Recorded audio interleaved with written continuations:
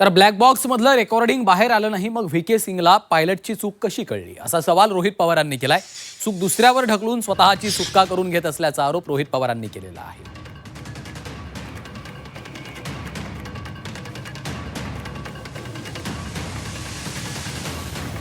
तर रोहित पवार यांनी नेमकं काय म्हटलेलं आहे पाहूयात.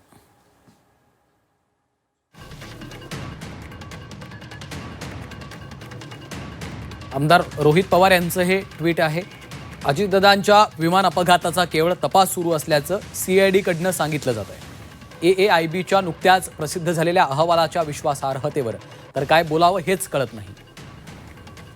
कधी ब्लॅक बॉक्स जळाला म्हणून तर कधी डेटा रिकव्हर केला म्हणून बातम्या पेरल्या जातात. तपास यंत्रणेकडून याबाबत मिठाची गुळणी धरली जाते.